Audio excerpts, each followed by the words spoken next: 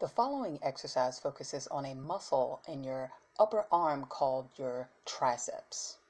You're going to start on the floor or the bench. The beauty of using a bench is that you will be able to lower the dumbbells much farther past your head, but you're going to lie on your back holding the dumbbells with your arms straight over your chest. Make sure your palms are facing each other as you hold the dumbbells for a narrow grip.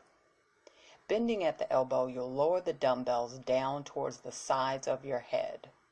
Straighten your arms to raise the dumbbells back over you, over your chest. Make sure you extend your arms fully when the dumbbells are over your chest. Make sure you pull your belly button in so that you can feel the floor of the bench or the ground itself. Repeat. Thanks for watching. Please like, share, and subscribe for more exercises.